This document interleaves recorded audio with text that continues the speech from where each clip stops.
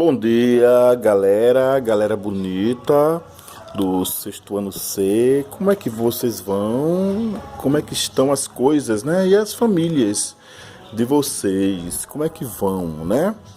Pessoal, estamos nesta segunda-feira com a nossa aula de português e a gente vai continuar e concluir, né? O capítulo 2 do nosso livro de português, tá? E a gente vai trabalhar a página 69. Página 69 do nosso livro didático, tá bom? Nós trabalhamos a página 71 com vocês e 72, onde nós trabalhamos um assunto chamado parônimo, que é quando duas palavras têm som parecido, escrita parecida e significados diferentes, né? Por exemplo, mal com L, mal com U. Mal com L é um adjetivo e mal com U é um advérbio. Isso é um exemplo.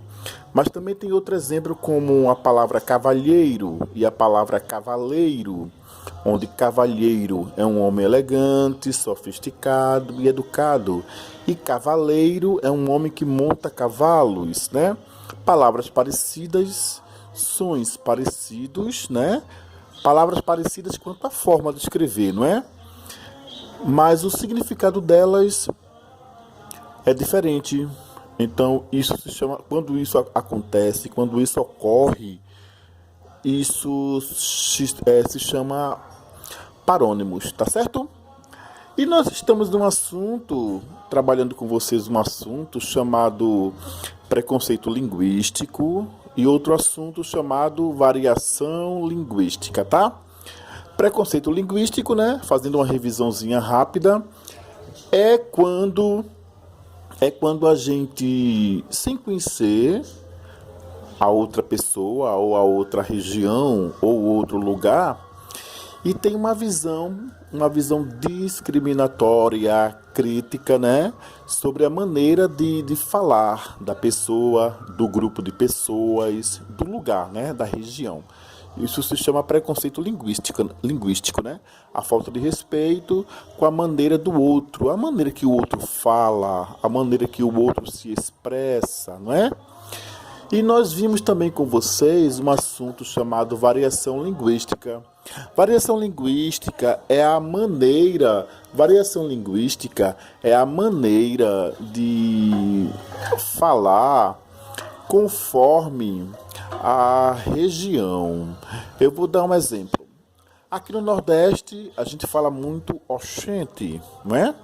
Lá no Rio de Janeiro, eles usam muito a expressão mano, não é? E aí, mano? Lá no Rio Grande do Sul, eles usam muito a expressão chamada tchê. E aí, tchê? Não é? Lá em Minas Gerais, eles usam muito a expressão chamada uai, não é? Variação linguística é isso, é a maneira de falar em cada região. Também variação linguística é a maneira de falar de cada grupo, né? Os médicos, eles têm uma maneira de falar, os juízes têm uma outra maneira de falar, e assim por diante, né? Variação linguística também tem a ver com a história, né? Com o tempo, né? Aqui no Brasil se falava de uma maneira, né? Isso lá no século XIX, né? Lá em 1800 e tanto, né? Eles falavam de uma maneira, hoje falam de outra, né? Ou então escreviam de uma maneira, hoje se escreve de outra. Variação linguística é isso, é a mudança, é a maneira de falar conforme a região, conforme o tempo, conforme os grupos de pessoas, tá? Variação linguística, tá bom? E a gente agora vai ler um pouquinho sobre gírias. Galera, gírias são parte da variação linguística. Sabiam disso? E nada de preconceito linguístico com quem usa gírias, né? Porque gírias fazem parte da linguagem do dia a dia de muitos grupos, de muitas pessoas, né? São maneiras que as pessoas usam para expressar o que sentem, o que querem, né? Olha só, nós estamos aqui na página 69 com a definição de gíria, tá bem aqui, ó, dizendo que é gíria, que as gírias pertencem ao vocabulário típico de determinados grupos, não é? E estamos com esse exercício, com esse cartoon, somente lembrando, né, que cartoon é esse quadradinho, apenas um quadradinho, com uma imagem, com personagens, geralmente os personagens dialogam, e o cartoon, ele desenvolve um tema, desenvolve um assunto, tá bom? Cartoon é isso. E estamos aqui na quarta questão da página 69, tá? É onde vocês vão escrever e vão responder a esse exercício, tá? Olha a letra A. A letra A diz assim: o cartoon chama a atenção do leitor para um importante problema da humanidade. Qual é o problema que a gente pode verificar nesse cartoon aí? Tem um problema aí explícito aí, né? Qual é o problema então? Que situação aí é um problema em muitas regiões do mundo? Vamos lá? Cabe a vocês agora, né, olhar a imagem, analisar, tá certo? E responder a letra A. Olha a letra B da quarta questão. Letra B. A letra B diz assim: para falar sobre o tema, o cartunista associou duas imagens. Duas imagens que são opostas, né? Quais são essas imagens? O cartunista, a pessoa que fez esse cartoon, esse desenho, né? Ele aborda um tema e coloca duas imagens em oposição. Quais são essas imagens, tá? Isso é a letra B. A letra C. Que importância tem a legenda Polo Norte 2100? Essa expressão está bem aqui, ó. Polo Norte 2100. O que significa essa expressão 2100? O que é que vocês podem dizer sobre o uso dessa expressão 2100 nesse cartoon? Estamos em 2020, né? E não em 2100, né? O que é que o cartunista, né, o autor do cartoon, o autor desse desenho quer dizer com esse uso 2100? Olha a letra D. Que sentido a palavra oxente exprime nesse contexto, né? Olha como um dos pinguins fala oxente. O que é que o cartunista quer dizer quando coloca um pinguinzinho falando oxente? Quem é que usa essa linguagem, né? Olha a letra E. Em que região do Brasil essa palavra costuma ser usada? Pois é, né? Onde é que a gente usa a palavra oxente? Isso é a letra E, né? Olha a letra F. O uso dessa palavra por um pinguim reforça o contraste, a oposição, né? Entre a situação que ele está vivendo e a que deveria viver, ou afirma a possibilidade de fácil adaptação à nova situação. Cabe a vocês analisar, né? Quando o pinguim usa a palavra oxente, isso quer dizer que esse pinguim se adapta ao novo contexto de clima, ou quer dizer que ele está apenas mostrando uma outra situação? Cabe a vocês, né, responder, tá? A letra G. Ó, na letra G, vocês vão copiar onde tem assim, ó, onde o meu dedo está sendo apontado. Eu vou apontar com uma canetinha, tá? Olha aqui, ó. Onde está aqui, ó, o cartoon, tá vendo? Vocês vão escrever daqui, ó, onde tem o cartoon, até aqui, ó. Vocês vão escrever no caderno, e onde tem esses tracinhos sombreados, vocês vão colocar uma palavra que seja equivalente a esse fragmento textual. Por exemplo, o cartoon de Tacho chama... O cartoon é esse aqui, tá? Tacho é o autor, né? É o nome, o apelido, né, da pessoa que fez o desenho, o cartoon, Tacho é o cartunista, né? Então, o cartoon desse cartunista chamado Tacho chama a atenção do leitor para o quê? Aí coloquem aqui uma palavra correspondente à atenção que o cartunista quer dizer, tá? E assim por diante. Vai lendo, escreve primeiro, depois procura uma palavra que se encaixe aqui, ó, nesses tracinhos sombreados e que tenha sentido com esse fragmento aqui, tá bom? Isso para a página 69. Para a página 70, tem essa tirinha, tá? Olha a tirinha com 2 personagens. E vocês vão responder, primeiramente vão ler a historinha, né? Nessa tirinha. E vão responder. A letra A. Por que a palavra paulista foi escrita com X? Tá escrito, né? Ele fala paulista, paulista. Porque o autor da tirinha, que é o Diogo Salles, né?